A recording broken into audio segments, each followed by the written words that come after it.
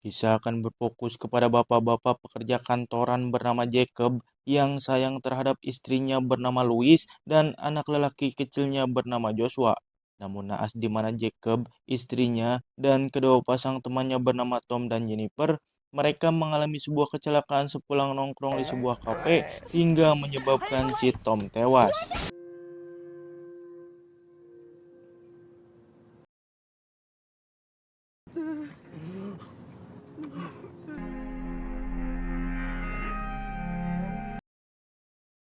Jacob yang menyetir pun dianggap bersalah oleh pihak kepolisian karena dianggap menyetir dalam keadaan mabuk dan menyebabkan satu nyawa melayang.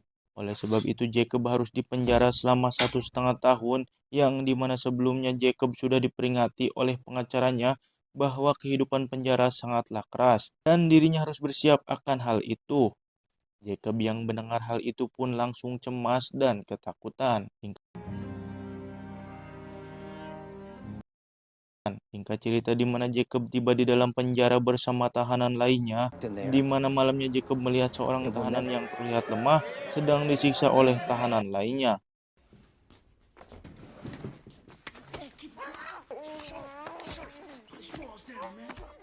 Disitulah Jacob berpikir bahwa dirinya harus terlihat gagah dan berani agar tidak ada yang berani menyentuhnya. Besoknya di lapangan Jacob tidak sengaja menabrak seorang tahanan hingga membuat tahanan tersebut marah dan memaki Jacob. Jacob yang tidak ingin terlihat lemah pun langsung menghajar tahanan tersebut secara brutal.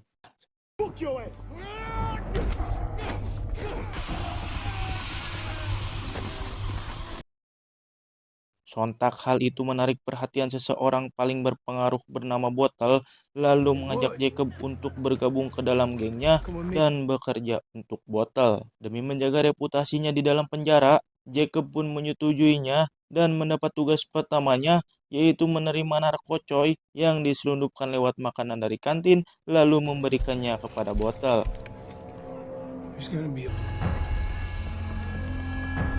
Keep putting in that work, money man. Suatu hari Jacob mendapat perintah untuk membunuh seorang tahanan cepu yang suka ngadu kepada polisi sehingga dianggap membahayakan bisnis Bottle, sehingga Bottle pun menyuruh Jacob untuk membunuhnya. Dan karena kali pertama akan membunuh seseorang, Jacob pun terlihat gugup dan gemetaran walaupun pada akhirnya dirinya berhasil membunuh orang tersebut dengan sadis.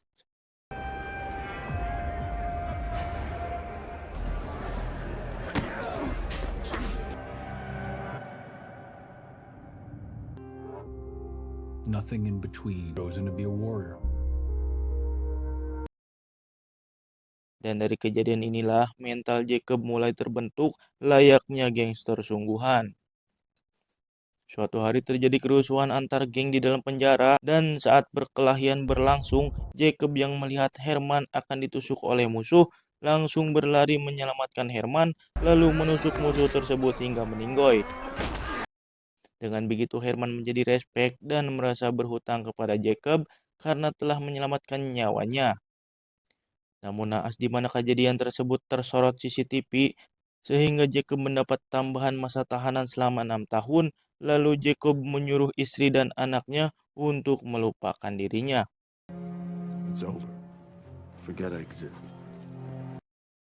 Jacob pun dipindahkan ke penjara lain, yaitu tempat para tahanan kelas kakap, di mana isinya adalah penjahat-penjahat dengan kasus berat. Lalu setelah sampai di kamar selnya, Jacob pun bertanya kepada teman sekamarnya, siapakah orang yang paling berpengaruh di sini? Lalu temannya menjawab bahwa Redwood lah orang yang berpengaruh di sini. Who's got the keys here? Redwood from the brand? Namun saat bertemu dengan Redwood, dirinya berkata bahwa orang yang paling berpengaruh bukanlah dirinya, melainkan seseorang bernama The Beast, di mana dirinya dikurung terpisah hanya seorang diri karena dianggap paling berbahaya. So did the beast. Oleh karena itu, Jacob pun melakukan perkelahian dengan salah satu tahanan di situ dengan tujuan agar dirinya bisa dipindahkan ke tempat The Beast berada. Benar saja, Jacob dibawa oleh seorang sipir bernama Robert untuk ditahan di tempat The Beast berada, yang ternyata The Beast sudah mendengar kehebatan Jacob sebelumnya, sehingga disitulah Jacob diangkat menjadi tangan kanan The Beast. Singkat cerita, beberapa tahun berlalu, akhirnya Jacob bebas setelah mendapat potongan masa tahanan, di mana dirinya merasa senang karena merasa bisa keluar dari dunia hitam ini. Namun tidak semudah itu, di mana dirinya malah disuruh oleh The Beast untuk menjalankan bisnisnya di luar penjara. Sempat menolak perintah The Beast, namun The Beast mengancam akan membunuh anak dan istrinya jika Jacob menolaknya. Sebab itulah Jacob memilih untuk mengikuti perintah The Beast. Setelah keluar dari penjara, Jacob disambut oleh Shotgun yang sudah keluar terlebih dahulu dan diajak ke sebuah pesta klub malam. Namun tiba-tiba, Everything okay? ya, di mana kejadian tersebut seolah-olah ditujukan untuk membunuh Jacob dan entah siapa pelakunya. Esoknya Jacob menemui Herman, yaitu orang yang pernah ditolongnya dulu di dalam penjara untuk bekerja sama dalam bisnis senjata ilegal yang diperintahkan The Beast. Di sisi lain, suatu hari Jacob menemui istrinya di sebuah kafe secara diam-diam, lalu memberikan sejumlah uang untuk istri dan anaknya, namun si istri malah menolaknya dan menyuruh Jacob untuk menemui anaknya, namun Jacob tidak mau karena dirinya takut anaknya terbawa dalam masalah dunia hitam ini. You give it to Josh. He deserves it.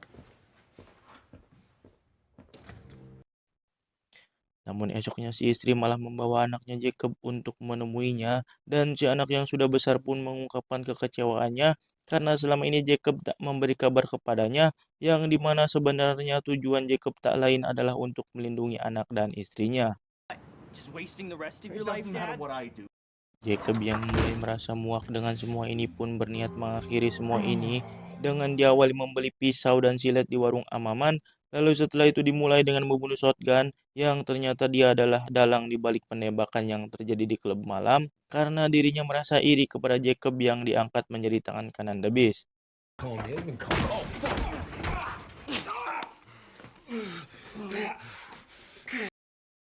Lalu setelah itu Jacob melanjutkan bisnis senjata ilegal dengan Herman yang disuruh The Beast kemarin. Namun di tengah-tengah perjalanan Jacob sengaja memberi lokasi COD senjata ilegal tersebut kepada polisi, hingga akhirnya polisi datang dan melakukan penembakan terhadap semua orang yang ingin kabur sehingga mereka semua tewas tanpa terkecuali Jacob yang langsung tiarap sejak awal agar dirinya tidak ditembak dan menjadi satu-satunya orang yang selamat.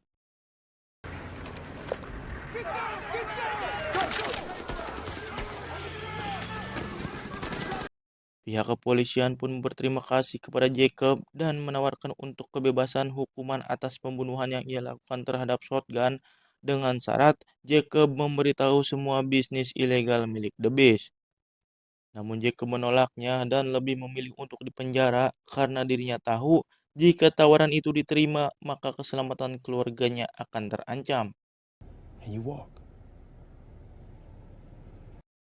Akhirnya Jacob dimasukkan kembali ke dalam penjara di mana tempat The Beast ditahan. The Beast yang sudah mengetahui Jacob telah berkhianat pun berkata bahwa dirinya akan membunuh anak dan istrinya. When your old lady and kid are lying in blood and you get to live with knowing you're the cause. Saat akan dikeluarkan dari kurungan, Jacob diam-diam membuka borgolnya dengan alat yang sudah ia siapkan sebelumnya dan setelah itu langsung mengancam Robert dengan menggunakan silet yang sudah ia siapkan lalu menyuruh Robert masuk ke dalam kurungan. Setelah itu Jacob pun membuka kurungan The Beast hingga terjadilah perkelahian. Lalu The Beast digorok dengan silet yang dibawa oleh Jacob hingga modar.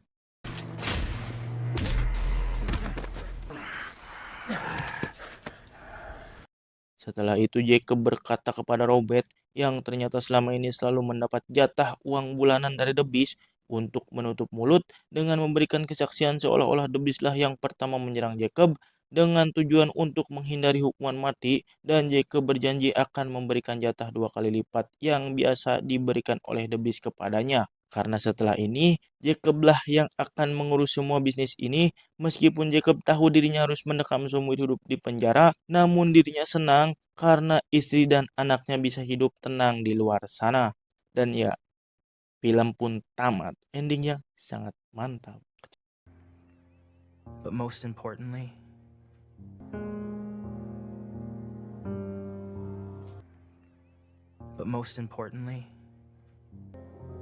Pelajaran yang dapat kita ambil dari film ini adalah pengorbanan seorang ayah yang demi keluarganya, ia rela mengorbankan apa saja termasuk dirinya sendiri. Maka dari itu siapapun ayahmu dan bagaimanapun kondisi ayahmu, percayalah bahwa seorang ayah selalu ingin yang terbaik untuk keluarga dan anak-anaknya.